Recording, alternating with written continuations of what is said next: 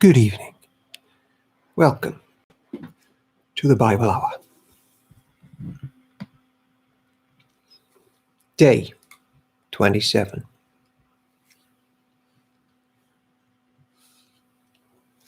Good evening, North Star. Ooh.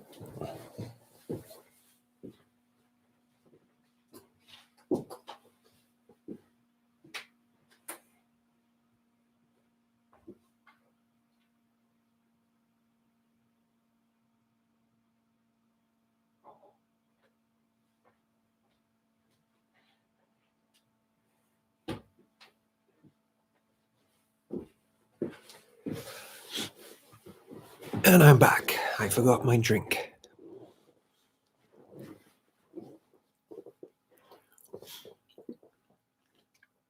Good evening, Phil Tamlin. I am wearing black as requested. Good. Well done, Phil. All right, let's get this off. Let's get down to business.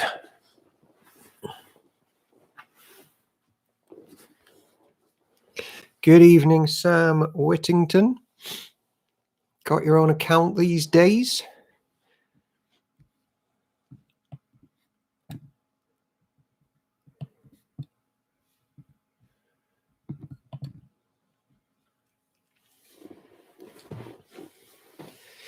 It is the Bible Hour. We have 5 minutes until we jump back in to Deuteronomy chapter 33. Hey, Richard Barrett, not on admin tonight, but still here. Richard Barrett, of course, used to watch Bible Hour the next morning, but something's changed in his schedule and he's here now. Missed last night, sorry, bad headache. Glad you're back with us, Sam Whittington. What did you miss? Some interesting questions about chopping people's hands off and grabbing testicles. Usual sorts of things from the Bible Hour that we've come to expect. The clip of it is on Tubers. Am I cackling or crackling? Crackling. Hello, Neil Whittington. Bon voyage. No. Arrivederci. No. Bonsoir. Borodar. He's confused like the rest of us. My wingman has got my right. Hopefully it's my 4 and not my 8.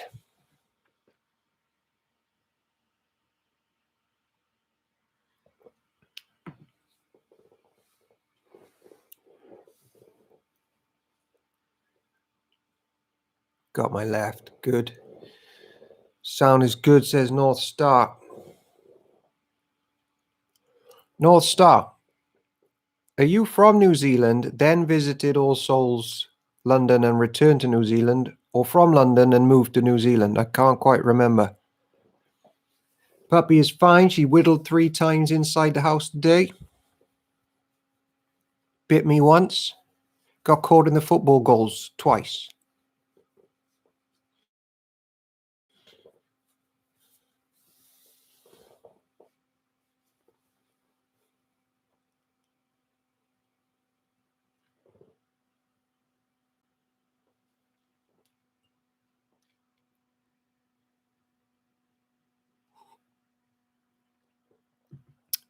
She also woke at 5 to 6 for the final time. No going back after that. 10 to 6, actually. It's been a long day for Owen. Hello, Diane. Welcome. Always glad when you arrive. We have 2 minutes. Bless Evie, bless Owen, who cleaned up the wee and dislodged her from the football nets. Yes, Kiwi, who lived in London for a bit, studied at King's College. Ew. Hey, and it's a good evening from Chris Williams and Cara, no doubt. Just check my phone. I usually get a text message. Nothing. Awkward. Right, so please turn to Deuteronomy chapter 33 as we finish off Moses.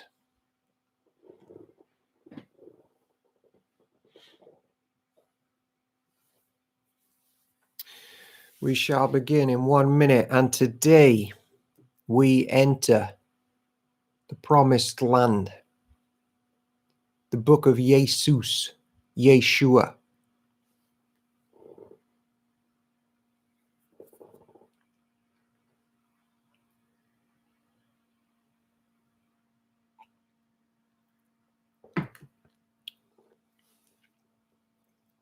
If you're new to the Bible Hour, welcome on in. Drop in anytime you like. We're reading the Bible in 60 days, which at the moment, as we approach the halfway mark, doesn't look like we're on schedule, as we're on book number 5 out of 66. But don't worry about that.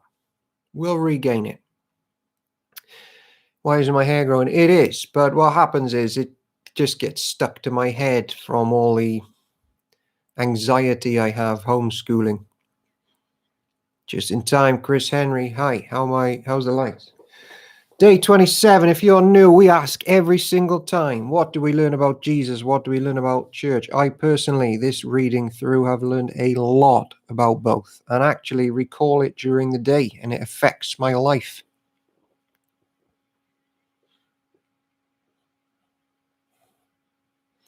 I read a lot of trash on the internet. Well, I don't read it, but it pops up a lot, and I'm like, not interested in that. I'd rather live a holy life.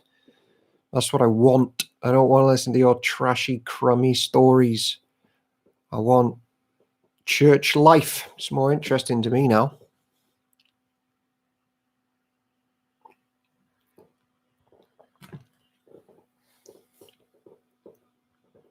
We will begin in 60 seconds time. Please dig out Deuteronomy chapter 33, verse 12.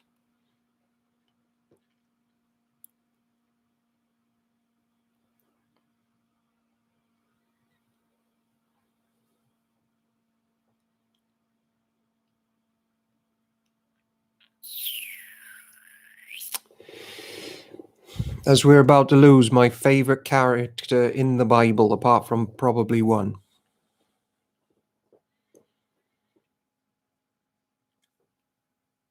If Evie was a boy, she would have been called Moses.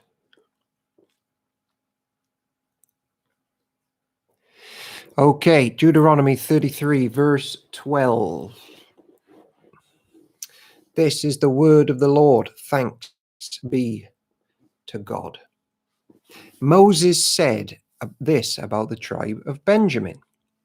The people of Benjamin are loved by the Lord and live in safety beside him. He surrounds them continuously and preserves them from every harm. Moses said this about the tribes of Joseph. May their land be blessed by the Lord with the gracious, with the precious gift of dew from the heavens and water from beneath the earth, with the rich fruit that grows in the sun and the rich harvest produced each month, with the finest crops of the ancient mountains and the abundance from the everlasting hills, with the best gifts of the earth and its bounty, and the favor of the one who appeared in the burning bush. May these blessings rest on Joseph's head, crowning the brow of the prince among his brothers. Joseph has the majesty of a young bull. He has the horns of a wild ox. I read this yesterday, didn't I? How far did I get? We'll do it again. He will gore distant nations, even to the ends of the earth. This is my blessing for the multitudes of Ephraim and the thousands of Manasseh. Moses said this about the tribes of Zebulun and Issachar. May the people of Zebulun prosper in their travels. May the people of Issachar prosper at home in their tents.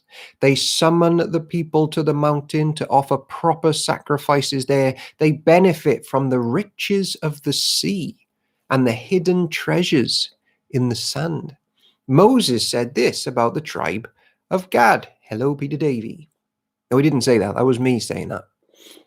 Moses said this, blessed is the one who enlarges Gad's territory. Gad is poised there like a lion to tear off an arm or a head. The people of Gad took the best land for themselves. A leader's share was assigned them.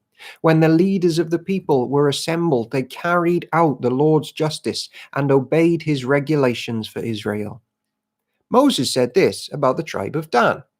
Dan is a lion's cub leaping out of Bashan. Moses said this about the tribe of Naphtali.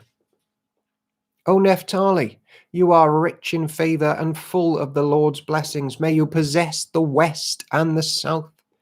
Moses said this about the tribe of Asher. May Asher be blessed above other sons. May he be esteemed by his brothers. May he bathe his feet in olive oil. May the bolts of your gates be of iron and bronze. May you be secure all your days. There is no one like the God of Israel. He rides across the heavens to help you, across the skies in majestic splendor. The eternal God is your refuge, and his everlasting arms are underneath you. He drives out the enemy before you. He cries out, destroy them. So Israel will live in safety, prosperous Jacob in security, in a land of grain and new wine, while the heavens drop down dew. How blessed you are, O Israel! Who else is like you, a people saved by the Lord? He is your protecting shield and your triumphant sword. Your enemies will cringe before you, and you will stomp on their backs.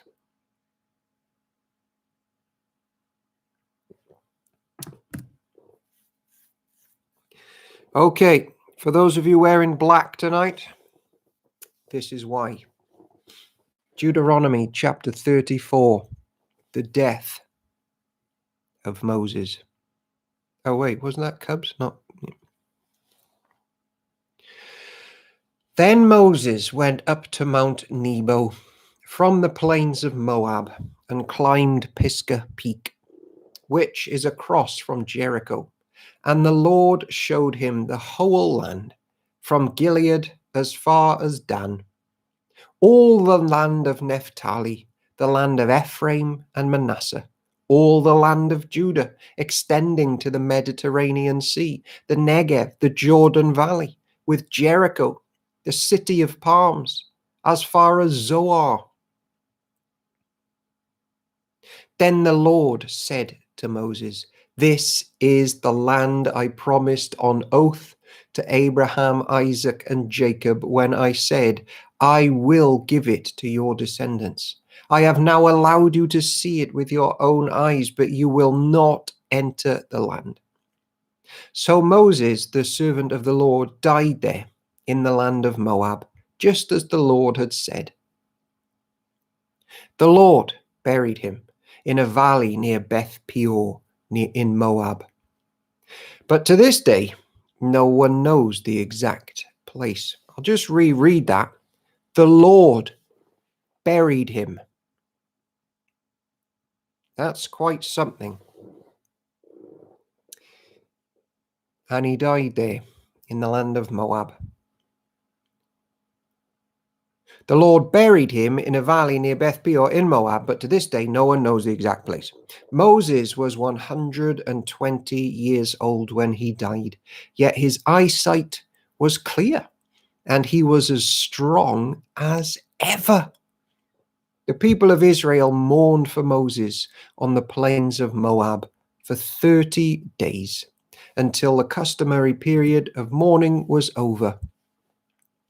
Now Yeshua, son of Nun, was full of the spirit of wisdom, for Moses had laid his hands on him. So the people of Israel obeyed him, doing just as the Lord had commanded Moses. There has never been another prophet in Israel like Moses, whom the Lord knew face to face. The Lord sent him to perform all the miraculous signs and wonders in the land of Egypt against Pharaoh and all his servants and his entire land. With mighty power, Moses performed terrifying acts in the sight of all Israel.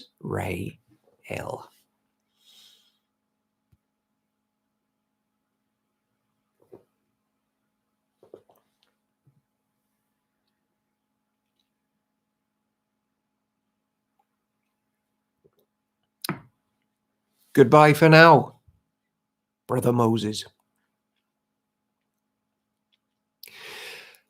And thus concludes the reading of the 5 books of Moses. And basically, the rest of the Bible just repeats and fleshes out or enacts what happens in the 5 books of Moses over and over and over again in different ways. Lots of sad emojis in chat for Moses. So it's all about the land, the kingdom. See that now with the prophets and the kings. See Jesus talking about the kingdom and going back to the days of Abraham and inheriting land. And then Revelation is just basically quoting Moses all the way through, using it as a picture of the new heavens and the new earth. So really now on out, it's just fleshing out and repeating everything we already know. The Bible is easy. It's all about Jesus and church, as spelled out by Moses. Now, there's a few things I want to say at the end of Deuteronomy and at the start of Joshua. Someone asked a good question today about how do we explain to people who might think, well, Moses isn't in heaven then because he didn't make the promised land. I posted an answer to that in writing on Facebook. I advise you go and look that up if that is a question of yours. But I will say this, in Psalm 106, and repeated a lot about Moses, is this phrase, the Lord was angry at Moses because of the sins of the people. And so he died outside of where the Father dwelt in the tabernacle in the promised land. So even in his death, he was a picture of Jesus who died because of the sins of his people. The Father was angry at Jesus because of the sins of the people. So even in death. And of course, Calvary, Golgotha, was outside of the city. Even in death, he's pointing to Jesus. He is a legend. Now, as we approach Joshua, I won't do this with every book. I just want to say a few things about Joshua because for some modern readers, Joshua is what we might call a spicy meatball. So it's all about Yeshua. The clue's in the title. This should be called the Book of Jesus, but English translators bottled it. And you have like a mini Yeshua, and everything he does now as he moves into the land in that small scale is a pointer for what the greater Yeshua, Jesus, will do on a larger scale on that final day of judgment. It just so happens, though, that the larger Jesus is knocking about with the minor one in this book as well, as we're going to see. So everything we read about chasing out pagans, puring the land, purifying it, getting it ready, this judgment thing, is all about Jesus. If you want a book about the second coming and judgment, it's the book of Joshua. I'm not going to say he was a type of Christ because Christ is there with him. So Christ is a type of Christ. So, yeah, anything else to say? It's all about physical inheritance, which all the church is going to get. Jesus destroys everyone who doesn't take refuge in him. Well, that's basic Christianity. It's all about the good man putting evil right, putting it right. You know, at the end, when there's a baddie in a film and you're like, oh, I hope he gets it. Well, in Joshua, they get it. And you're like, yes, that day has come. That day of justice. All evil is put right. I got a question actually now as we look at a lot of judgment coming up. How does goodness and God relate? So what Jesus is about to do now is going to be good. But how does goodness and God relate?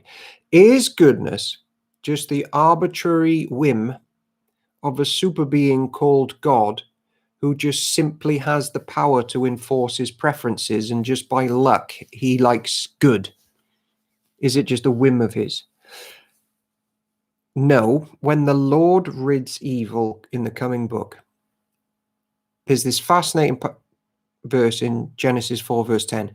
The Lord's response to the first ever murder, Cain and Abel, is this: the voice of Abel's blood is crying out to me from the ground. God is good because he's good, and he cannot stand evil, because evil is evil.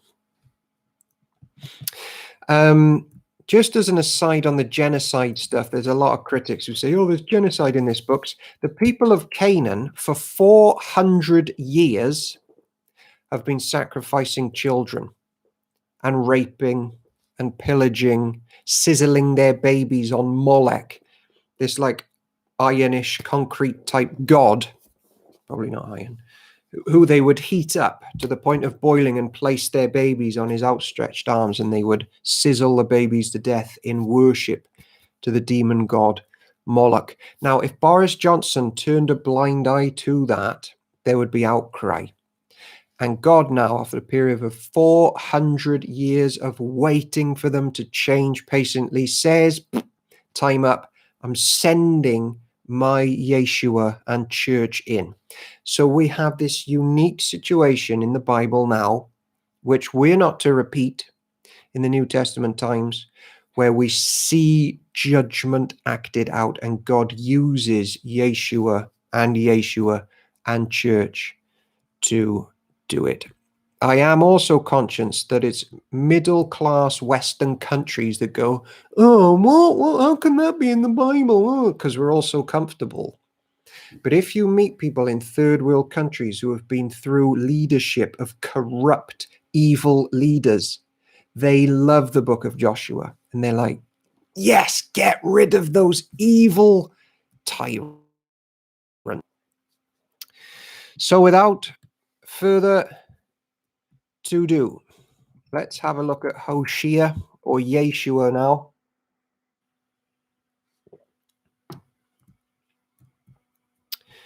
Genesis chapter. Genesis chapter 1. Joshua.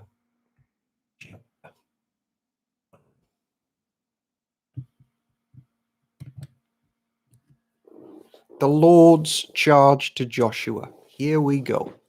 After the death of Moses, the Lord's servant, the Lord spoke to Joshua, son of Nun, Moses' assistant. He said, Moses, my servant, is dead. Therefore, the time has come for you to lead these people, the Israelites, across the Jordan River into the land I am giving them. I promise you what I promised Moses. Wherever you set foot, you will be on land I have given you. From the Negev wilderness in the south to the Lebanon mountains in the north, from the Euphrates River in the east to the Mediterranean Sea in the west, including all the land of the Hittites, no one will be able to stand against you as long as you live. For I will be with you as I was with Moses. I will not fail you or abandon you. Be strong and courageous, for you are the one who will lead these people to possess all the land I swore to their ancestors I would give them. Be strong and very courageous. Be careful to obey all the instructions Moses gave you. Do not deviate from them, turning either to the right or to the left. Then you will be successful in everything you do. Study this book of instruction continually. Meditate on it day and night, so you will be sure to obey everything written in it. Only then will you prosper and succeed in all you do. This is my command. Be strong and courageous. Do not be afraid or discouraged, for the Lord your God is with you wherever you will go.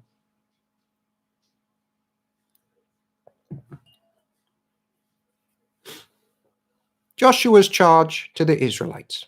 Verse 10. Joshua then commanded the officers of Israel, go through the camp and tell the people to get their provisions ready. In 3 days you will cross the Jordan River and take possession of the land the Lord your God has given you. Has to be on the 3rd day, doesn't it? Resurrection, new life, hope. Then Joshua called together the tribes of Reuben, Gad, and the half-tribe of Manasseh. He told them, "Remember what Moses, the servant of the Lord, commanded you. The Lord your God is giving you a place of rest. He has given you this land. Your wives, children, and livestock may remain here in the land Moses assigned to you on the east side of the Jordan River. But your strong warriors, fully armed, must lead the other tribes across the Jordan to help them conquer their territory. Stay with them." We remember that thing with Moses. They were like, "We want this land," and he's like, "Oh yeah, what's your motives?" And then it turned out all right, and then the daughters of Zelophehad went off and killed everybody. Stay with them until the Lord gives you rest, and he has given you rest, and until they too possess the land the Lord your God is giving them. Only then may you return and settle here on the east side of the Jordan River, in the land that Moses, the servant of the Lord, assigned you. They answered Yeshua, "We will do whatever you command us, and we will go wherever you send us. We will obey you just as we obeyed Moses." Yeah, nice one. "And may the Lord your God be with you as he was with Moses.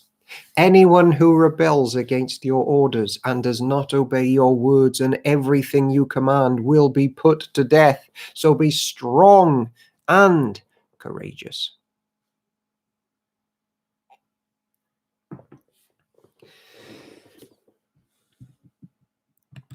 It's interesting now, as soon as we get to chapter 2, the subheading of the New Living Translation, which I never seen again, which I've never seen before yet, so I don't read ahead on this one, is Rahab. Like people say, "Oh, this is about ethnic cleansing." It's like the very first person who they find and welcome into the new life of church is not an Israelite. This is not ethnic cleansing. Verse 1. Then Joshua secretly sent out 2 spies from the Israelite camp at Acacia Grove. He instructed them, "Scout out the land on the other side of the Jordan River, especially around Jericho." Pause there. They're moving west. In the Bible, moving west is really good.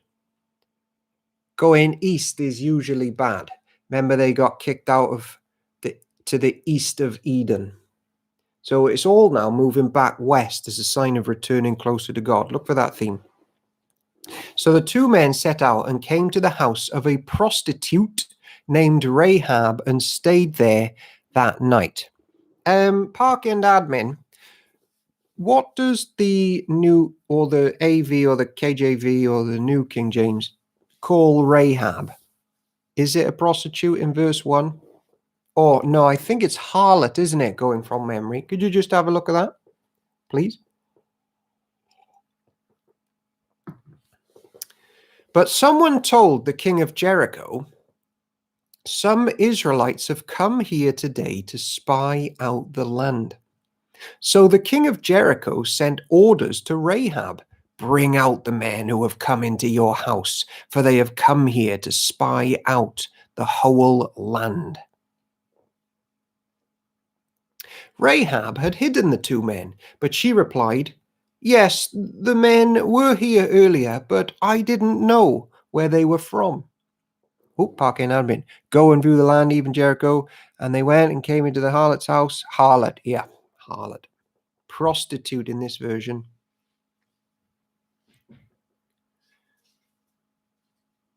Verse 4. Yes, the men were here earlier, but I didn't know where they were from. They left the town at dusk as the gates were about to close. I know where they went. If you hurry, you could probably catch up with them.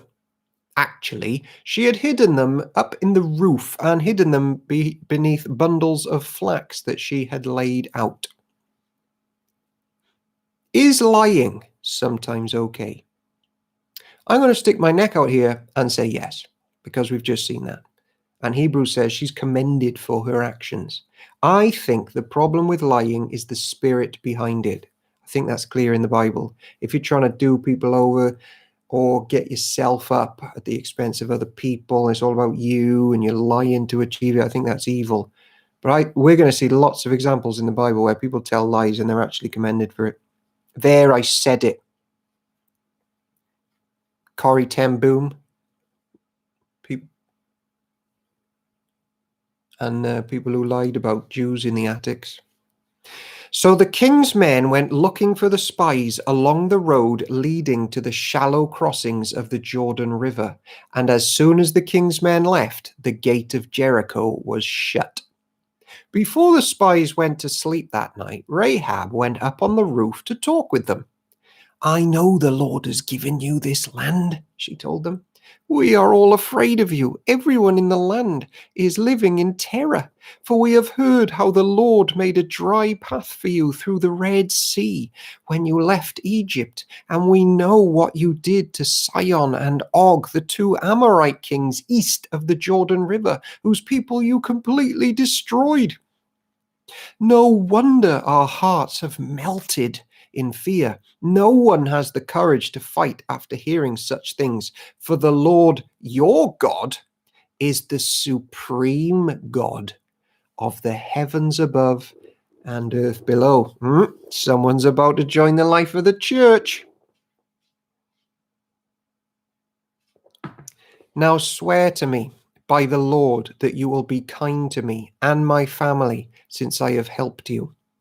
Give me some guarantee that when Jericho is conquered, you will let me live, along with my father and mother, my brothers and sisters, and all their families.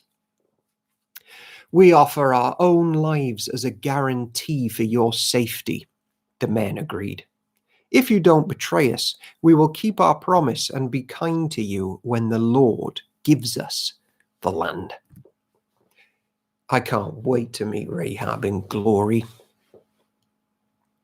Then, since Rahab's house was built into the town wall, she let them down by a rope through the window. Escape to the hill country, she told them. Hide there for 3 days from the men searching for you. Then, when they have returned, you can go on your way.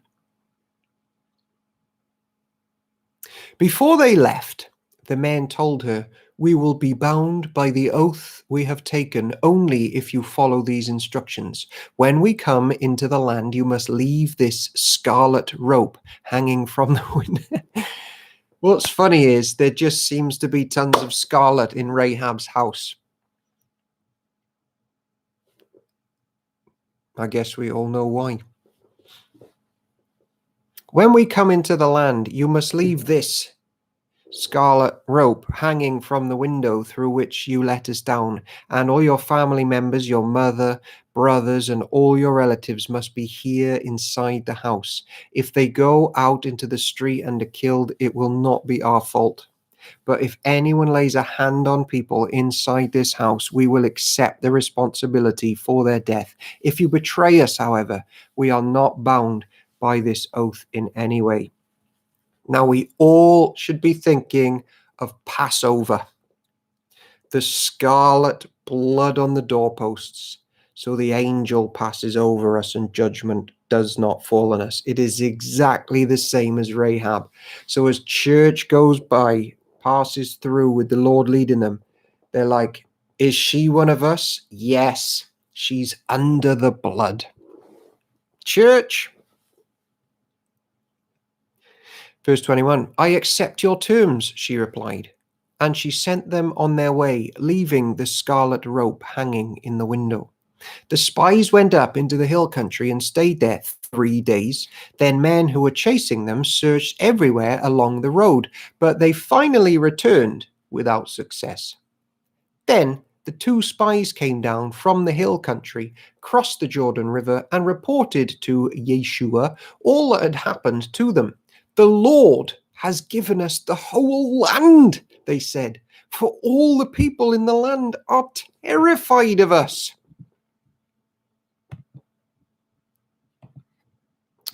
Okay, we are at the halfway mark. Take 30 seconds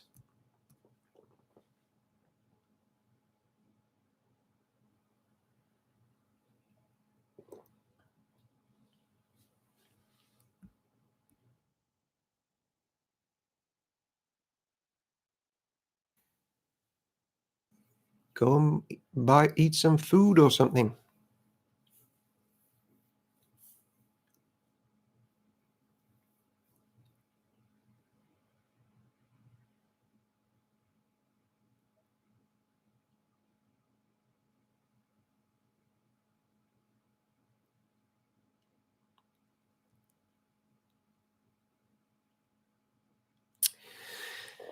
Did Annie Christofides give me that t-shirt? No, but I bought it for fancy dress when I went to a party as Andy Christofides.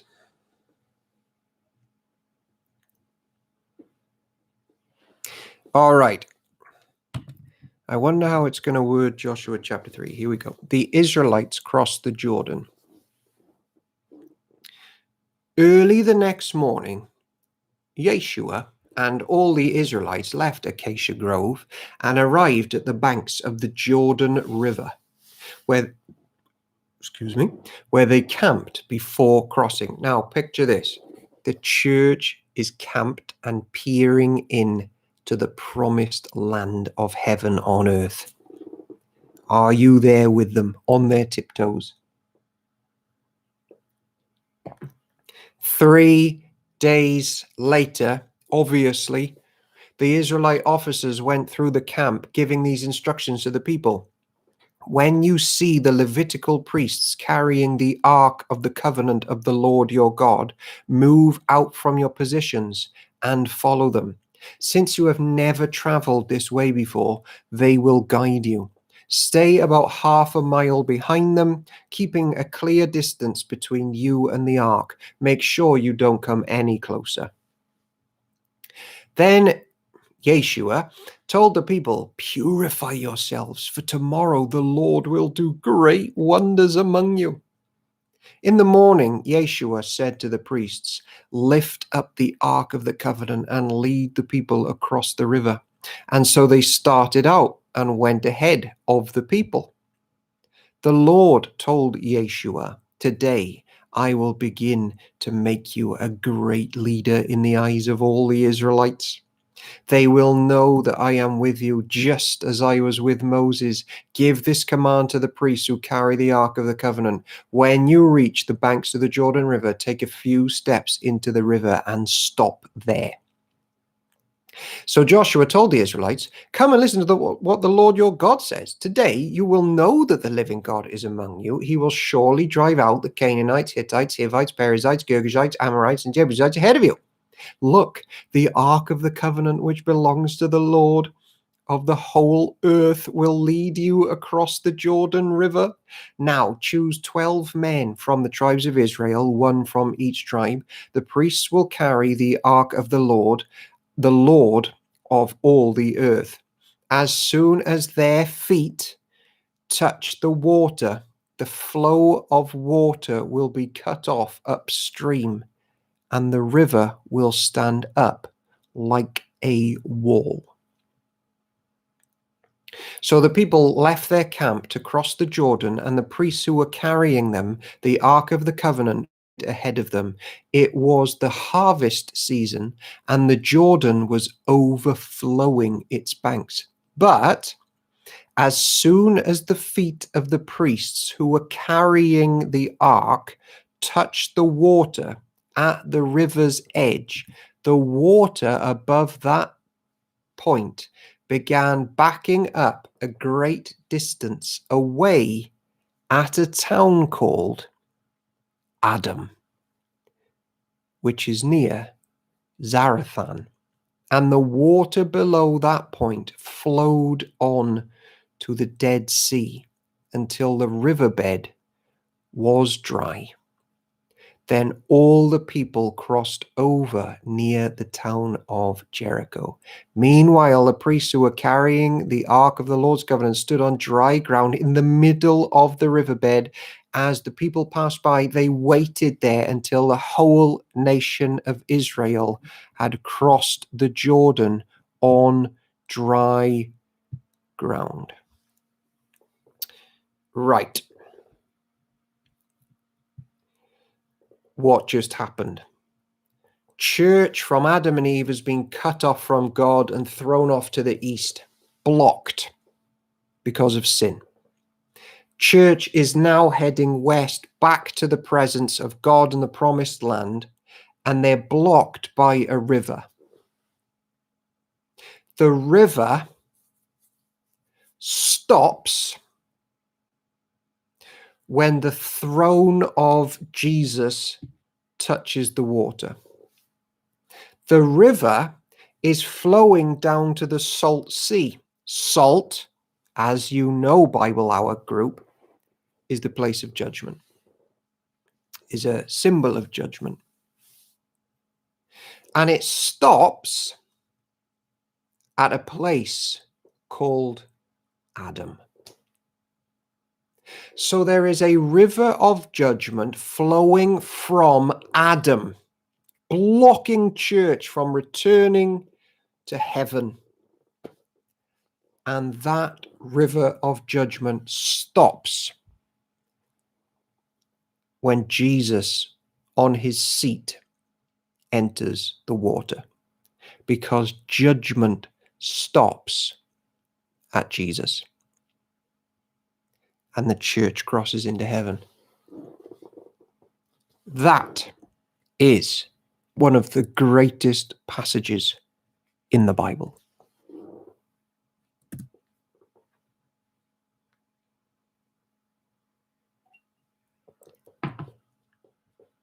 Joshua, chapter 4.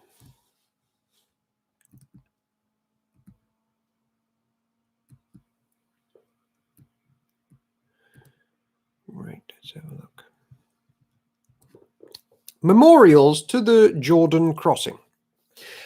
When all the people had crossed the Jordan, the Lord said to Yeshua, "Now choose 12 men, one from each tribe. Tell them, take 12 stones from the very place where the priests are standing in the middle of the Jordan.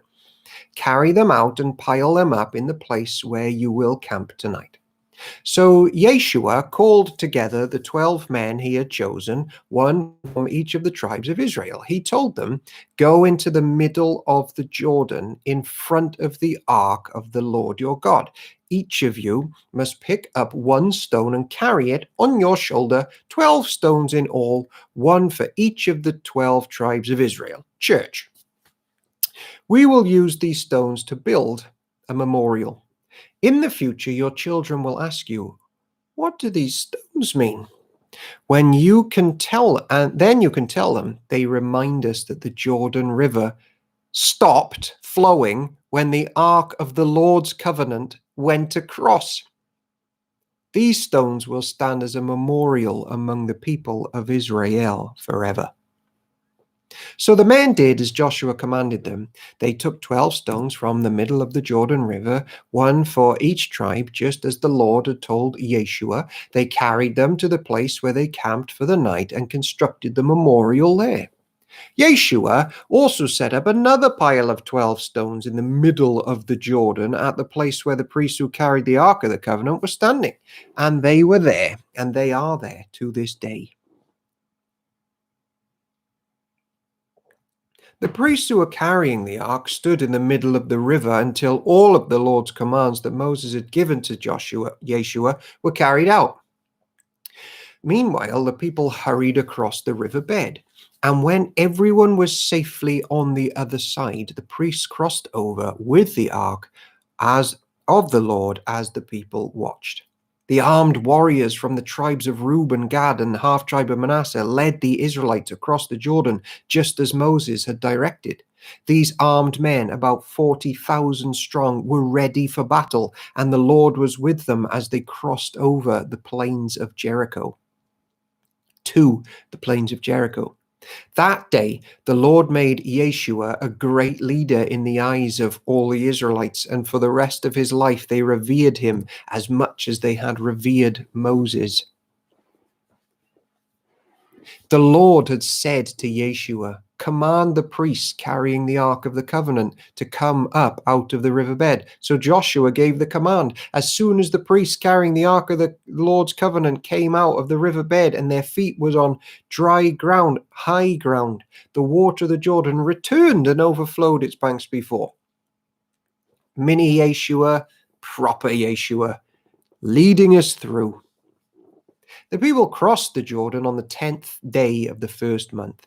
Then they camped at Gilgal, just east of Jericho. It was there at Gilgal that Yeshua piled up the 12 stones taken from the Jordan River. Then Yeshua said to the Israelites, "In the future, your children will ask, 'What do these stones mean?'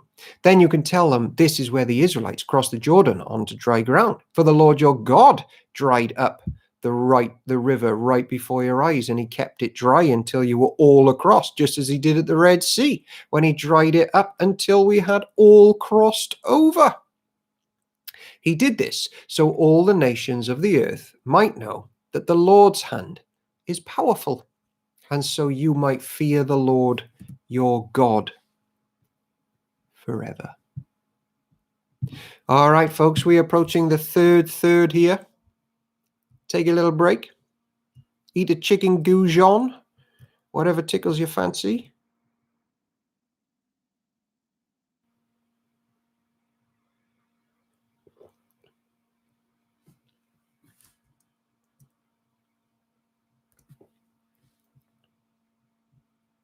All right, I got a question as we head into chapter 5. What are Sill, Benning, Gillum, Bragg, Hood, and Campbell?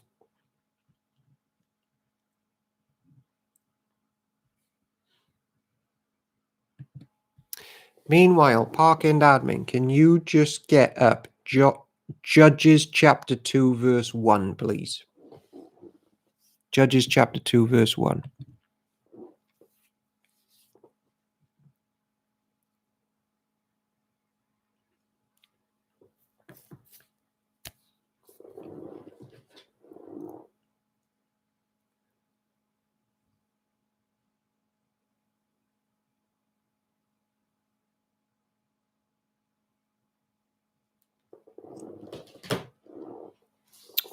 Cara, I just got a text. It was awkward because you hadn't texted, and I thought you would have texted. So I checked my phone and nothing was there.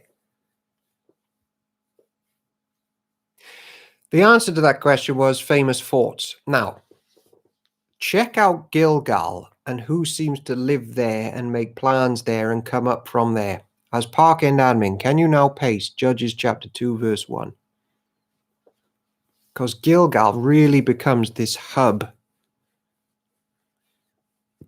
And the angel of the Lord came up from Gilgal and said, "I made you go up out of Egypt and have brought you into the land which I swore to your fathers I will never break." So there he is again. Check that out a fair bit. This angel of the Lord, this other Yeshua, basically coming out, having a fight, going back to Gilgal. 5 verse 1.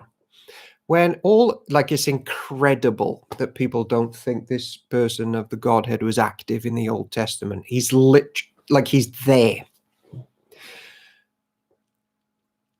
When all the Amorite kings west of the Jordan and all the Canaanite kings who lived along the Mediterranean coast heard how the Lord had dried up the Jordan River so the people of Israel could cross, they lost heart and were paralyzed with fear because of them. At that time, the Lord told Joshua, "Make flint knives and circumcise this second generation of Israelites." So Joshua made flint knives and circumcised the entire male population of Israel at Gibeath Haraloth. Yeshua, had to circumcise them because all the men who were old enough to fight in battle when they left Egypt had died in the wilderness. Those who left Egypt had all been circumcised, but none of those born after the Exodus during the years in the wilderness had been circumcised. The Israelites had traveled in the wilderness for 40 years until all the men who were old enough to fight in the battle when they had left Egypt had died. For they had disobeyed the Lord, and the Lord vowed he would not let them enter the land that he had sworn to give us, a land flowing with milk and honey. So Joshua circumcised their sons, those who had grown up to take their fathers' places, for they had not been circumcised on the way to the promised land. After all the males had been circumcised, they rested in the camp until they were healed. Then the Lord said to Yeshua, "Today I have rolled away the shame of your slavery in Egypt." So that place has been called Gilgal to this day. While the Israelites were camped at Gilgal on the plains of Jericho, they celebrated Passover on the evening of the 14th day of the first month. Obviously, have a party. We've just entered heaven on earth. The very next day, they began to eat unleavened bread and roasted grain harvested from the land. No manna appeared on the day they first ate from the crops of the land, and it was never seen again. So from that time on, Israelites ate from the crops of Canaan.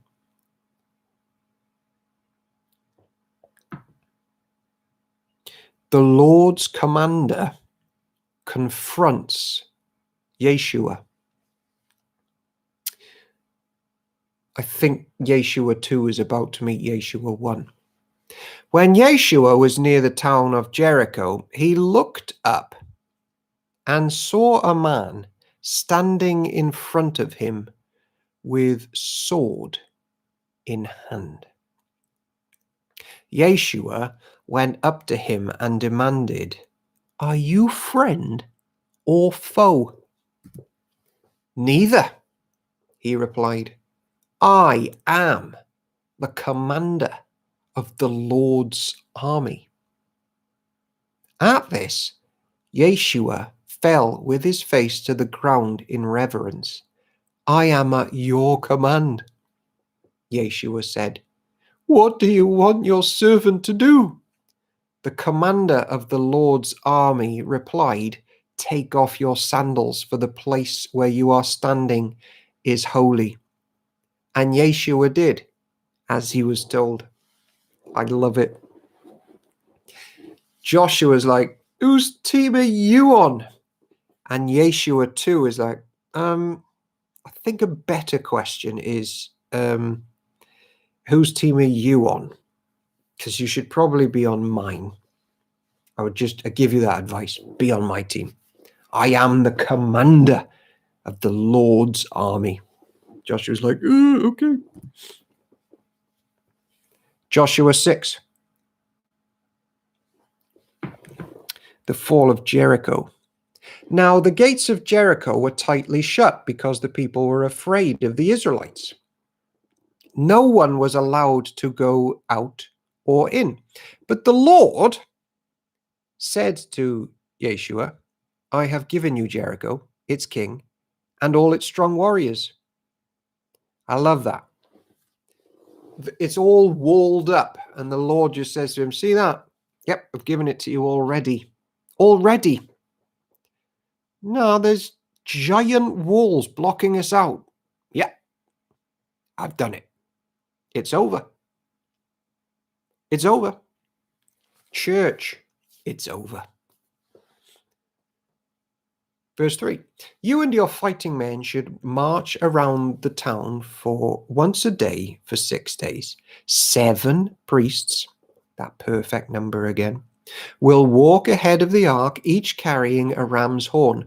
On the 7th day, you are to march around the town 7 times, with the priests blowing the horns. When you hear the priests give one long blast on the ram's horns, have all the people shout as loud as they can.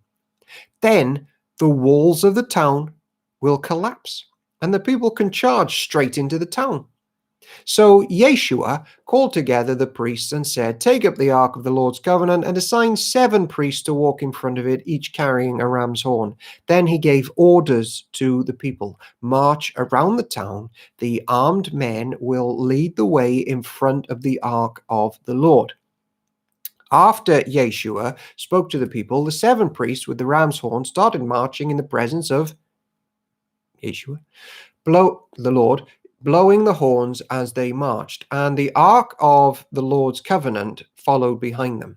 Some of the armed men marched in front of the priests with the horns, and some behind the ark, with the priests continually blowing the horns.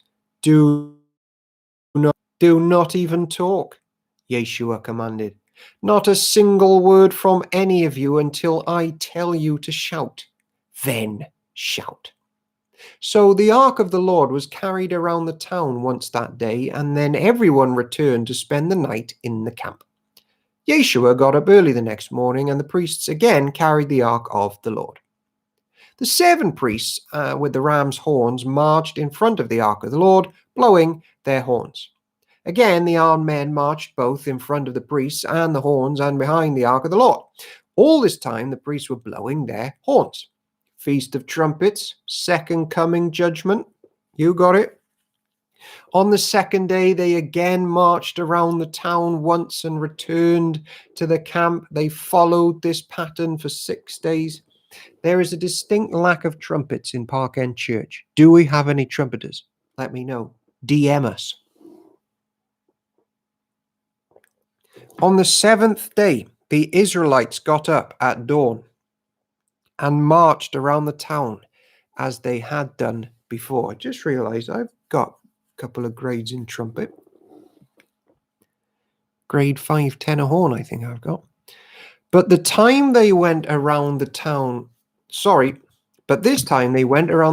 7 times.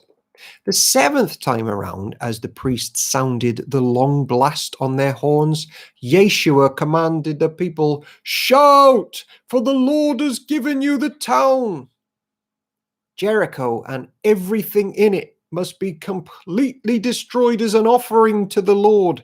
Only Rahab, the prostitute, and the others in her house will be spared, for she protected our spies.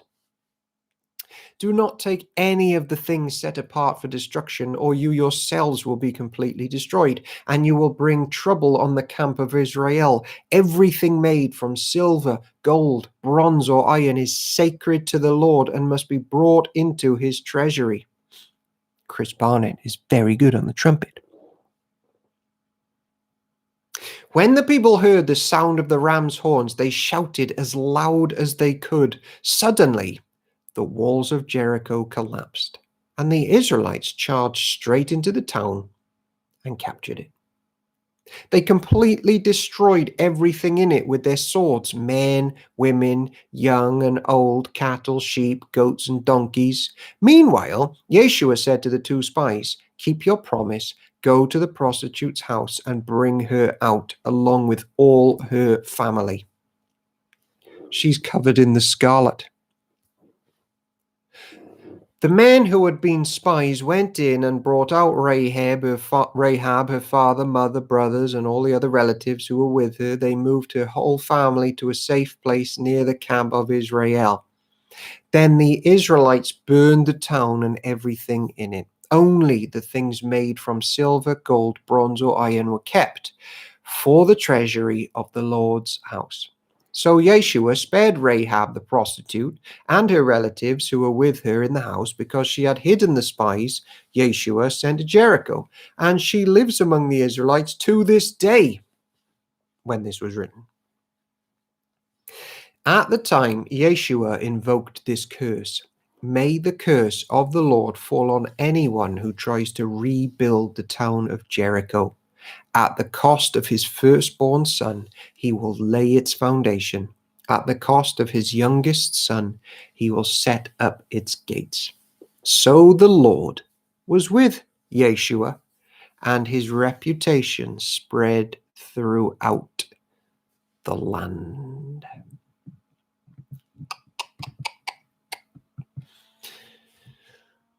Joshua chapter. So, do you remember in 2 Thessalonians 2? One breath from Jesus defeats the lawless man, the satanic man. One breath. Like Yeshua, Jesus just annihilated Jericho. And with one breath, he will annihilate all his enemies. The treasure thing, don't bother storing it up. Don't worry about that. Treasures in heaven coming your way. Joshua chapter 7, Ai defeats the Israelites. But Israel violated the instructions about the things set apart for the Lord. A man named Achan, had stolen some of these dedicated things. So the Lord was very angry with the Israelites. Achan was the son of Carmi, a descendant of Zimri, son of Zareth from the tribe of Judah. Joshua sent some of his men from Jericho to spy out the town of Ai, east of Bethel, near Bethel-aven. When they returned, they told Yeshua, "There's no need for us all to go up there. It won't take more than 2,000 or 3,000 men to attack Ai. Since there are so few of them, don't make all the people struggle to go up there." So approximately, yeah, isn't it, Diane? So approximately 3,000 warriors were sent, but they were soundly defeated. The men of Ai chased the Israelites from the town gate as far as the quarries, and they killed about 36 who were retreating down the slope. About 36. The Israelites were paralyzed with fear at this turn of events, and their courage melted away. Yeshua and the elders of Israel tore their clothing in dismay, threw dust on their heads, and bowed face down to the ground before the ark of the Lord until evening. Then Yeshua cried out, "O sovereign Lord, why did you bring us across the Jordan River if you were going to let the Amorites kill us? If only we had been content to stay on the other side. Lord, what can I say now that Israel has fled from its enemies? For when the Canaanites and all the other people living in the land hear about it, they will surround us and wipe our name off the face of the earth. And then what will happen to the honor of your great name?" But the Lord said to Yeshua, "Get up. Why are you lying on your face like this? Israel has sinned and broken my covenant. They have stolen some of the things that I commanded must be set apart for me. And they have not only stolen them, but have lied about it and hidden the things among their own belongings. That is why the Israelites are running from their enemies in defeat. For now, Israel itself has been set apart for destruction. I will not remain with you any longer unless you destroy the things among you that were set apart for destruction. Get up. Command the people to purify themselves in preparation for tomorrow, for this is what the Lord, the God of Israel, says. Hidden among you, O Israel, are things set apart for the Lord. You will never defeat your enemies until you remove these things from among you. In the morning you must present yourselves by tribes, and the Lord will point out the tribe to which the guilty man belongs. Korah and Numbers 16's flashing back to my mind and yours, I'm sure. That tribe must come forward with all its clans, and the Lord will point out the guilty clan. That clan will then come forward, and the Lord will point out the guilty family. Finally, each member of the guilty family must come forward one by one. The one who has stolen what was set apart for destruction will himself be burned with fire, along with everything he has, for he has broken the covenant of the Lord and has done a horrible thing in Israel. So, this is the type of crime where even the family are in on it. Achan's sin. Verse 16. Early the next morning, Yeshua brought the tribes of Israel before the Lord, and the tribe of Judah was singled out. Then the clans of Judah came forward, and the clan of Zerah was singled out. Then the families of Zerah came forward, and the family of Zimri was singled out. Every member of Zimri's family was brought forward, person by person, and Achan was singled out. Then Yeshua said to Achan, "My son, give glory to the Lord, the God of Israel, by telling the truth. Make your confession and tell me what you have done. Don't hide it from me." Achan replied, "It is true, I have sinned against the Lord, the God of Israel. Among the plunder I saw a beautiful robe from Babylon, 200 silver coins and a bar of gold weighing more than a pound. I wanted them so much that I took them. They are hidden in the ground beneath my tent, with the silver buried deeper than the rest." Family's got to be in on it to do that as well, isn't it? So Yeshua sent some men back to make a search. They ran to the tent and found the stolen goods hidden there, just as Achan had said, with the silver buried beneath the rest. They took the things from the tent and brought them to Yeshua, and all the Israelites. Then they laid them on the ground in the presence of the Lord. Then Yeshua and all the Israelites took Achan, the silver, the gold, the robe, the bar of gold, his sons, daughters, cattle, donkeys, sheep, goats, tent, and everything he had, and they brought them to the valley of Achor. Then Joshua said to Achan, "Why have you brought trouble on us? The Lord will now bring trouble on you." And all the Israelites stoned Achan and his family and burned their bodies. They piled a great heap of stones over Achan, which remains to this day. This is why the place has been called the Valley of Trouble ever since. So the Lord was no longer angry. What do we learn about church? One person's disobedience can actually affect the whole church, and that is still true today. So as church members, let's try our best to confess our sins to one another, but to the Lord, repent and love one another. Not hide things and hoard treasures of sinful earthen vessels up. Let's live for Jesus together. And perhaps we've been brought here in this hour to learn that lesson and turn from anything bad in our lives. What a chunk of scripture that was. This is the word of the Lord. Thanks be to God. Are you in the promised land because the judgment stopped at Jesus? God willing, we will see you back here for Joshua chapter 8 at 9 p.m. tomorrow. And by the way, well done, you regulars, for getting through the books of Moses, which are often Leviticus, Numbers, Deuteronomy, rubbished as the complicated, irrelevant, boring books. Haven't we seen in Bible Hours? It's some of the best. You've come this far. There's no going back now. I actually think Isaiah is the most complicated book, so I might get someone else to read that. Good night. God bless.